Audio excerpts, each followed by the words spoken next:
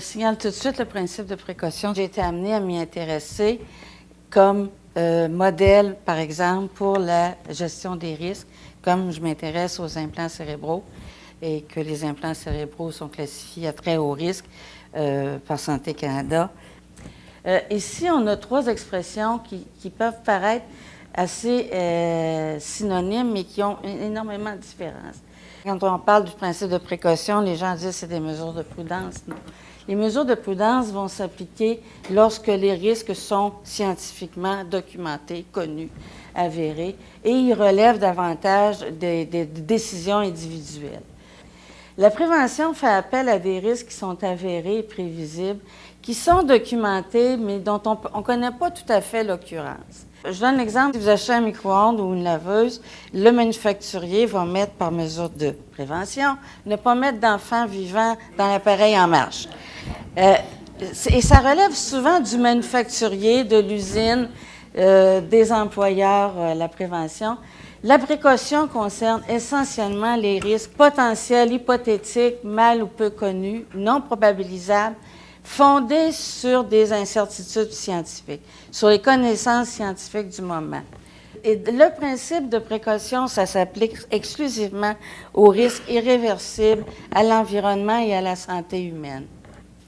On entend aussi souvent 3 expressions très, très couramment utilisées. En Amérique du Nord, on va parler beaucoup d'approche de précaution parce qu'on n'y voit pas une norme juridique contraignante. C'est plutôt de l'ordre des mesures qu'on doit prendre pour gérer des risques qu'on peut identifier ou anticiper. Le principe de précaution introduit des normes beaucoup plus contraignantes et ça s'inscrit normalement dans les politiques publiques. C'est le cas dans la communauté européenne, presque tous les pays ont des lois de bioéthique. Et la politique de précaution, c'est une expression qu'on commence à véhiculer et à imposer ici en Amérique du Nord. C'est-à-dire que la politique implique des décisions publiques qui sont assises, qui sont appuyées par des experts scientifiques, par l'industrie et par aussi l'acceptabilité sociale. Au plan international, la première fois où on a parlé du principe de précaution, puis c'était à la conférence de Stockholm, mais on était encore un petit peu prudent ou très timide, on l'a appelé le principe de prévoyance. Et le principe 1 du traité auquel ont adhéré la plupart des pays européens, c'était de reconnaître que l'homme a un droit fondamental à la liberté, à l'égalité et pour les générations présentes et futures. Donc, il faut qu'il puisse vivre dans un environnement dont la qualité lui permette de vivre dans la dignité et le bien-être. Il a le devoir solennel de protéger et d'améliorer son environnement. On ne parle pas de santé publique encore. Hans Jonas va écrire, on considère comme le parrain ou le père du principe de précaution. Il va écrire son principe responsabilité. Il va rarement utiliser l'expression principe de précaution.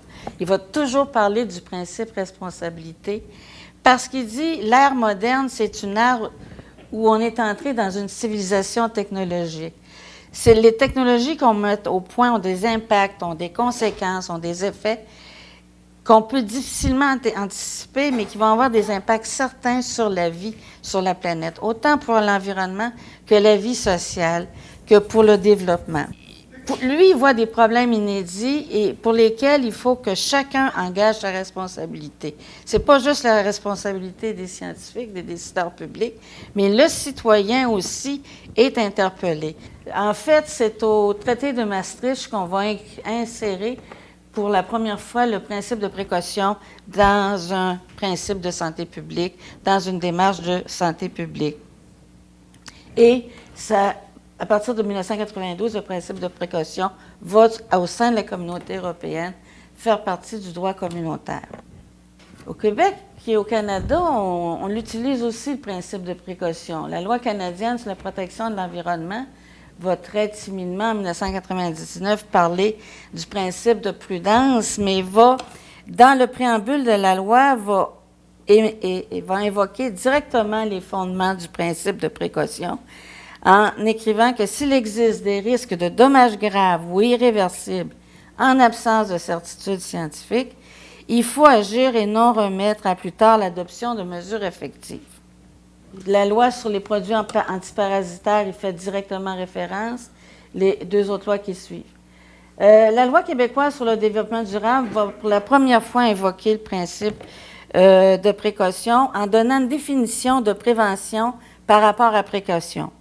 La loi dit que la prévention relève des mesures qu'on doit prendre pour gérer des risques qui sont connus, alors que la précaution s'impose en absence de certitude scientifique.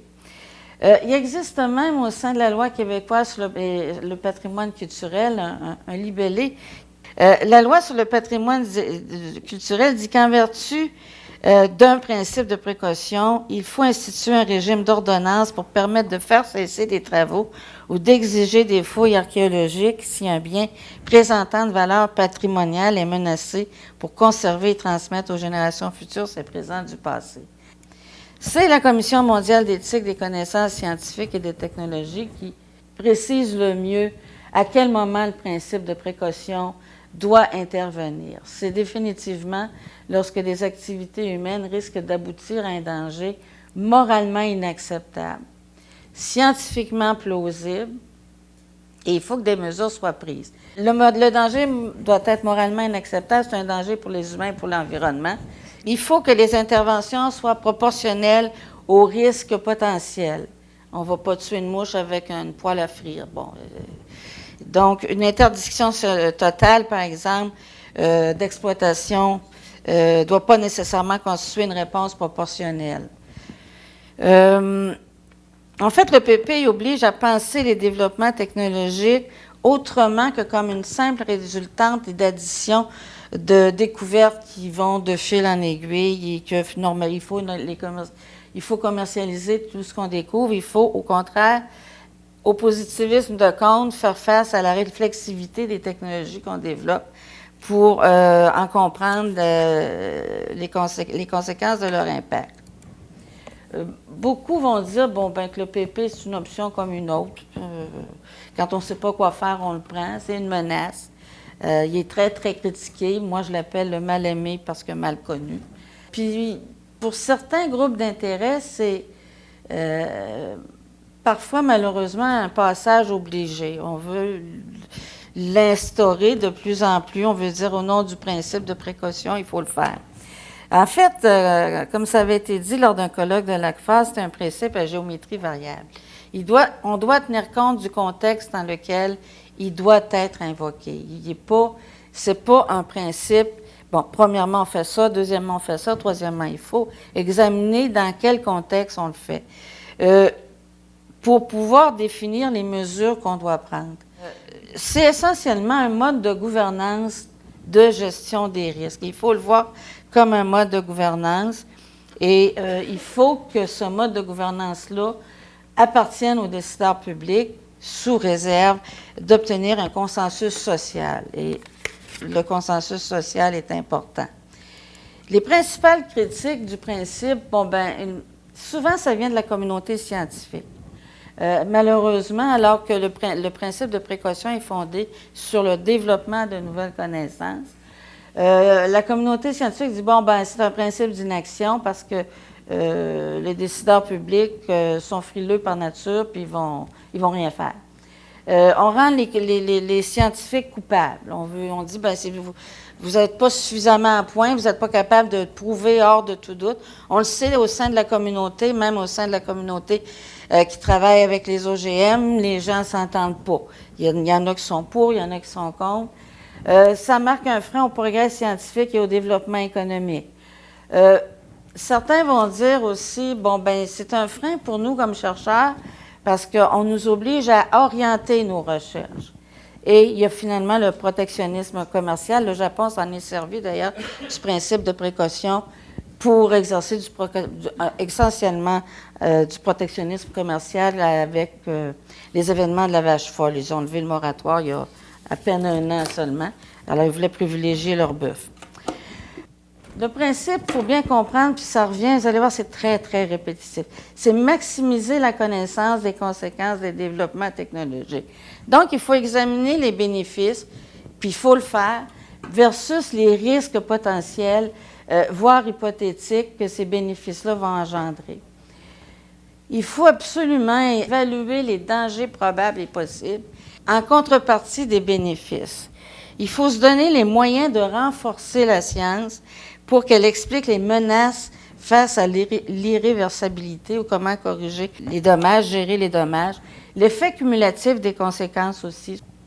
Et la communauté scientifique a pour mandat, et non pas pour responsabilité, d'émettre des recommandations aux décideurs publics. Entre-temps, il n'y a rien qui empêche le décideur public de prendre des mesures au fur et à mesure de l'avancement des connaissances. Il pourra corriger les mesures. Mais l'objectif du PP, c'est de se reconnaître que tout le monde a une responsabilité partagée au niveau de l'exercice du PP, les syndicats, les travailleurs. Même si c'est un principe d'action publique, tout le monde est interpellé. Donc, il y a juste des verbes, des actions spécifiques au PP, c'est d'identifier les risques, évaluer les risques, les bénéfices, déterminer des mesures temporaires ou provisoires et proportionnées. Et j'insiste sur l'expression temporaire ou provisoire.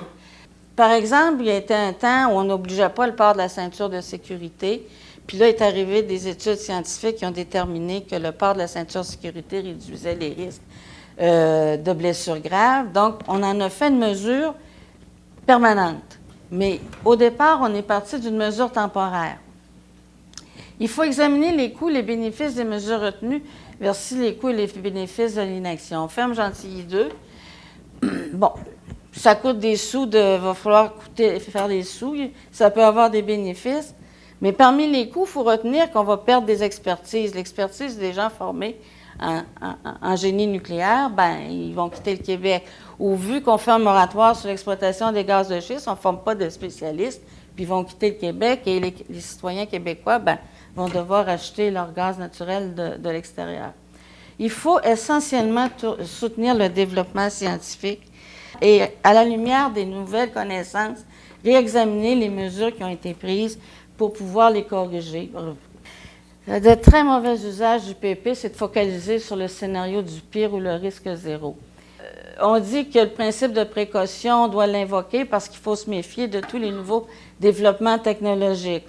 Souvent, on va négliger les questions économiques et sociales des groupes concernés dans le principe de précaution. Il faut éviter de laisser des intérêts particuliers orienter l'action. L'action, c'est une action qui doit être partagée. Ça ne devient pas un prétexte pour les actions protectionnistes, puis l'utiliser de manière excessive.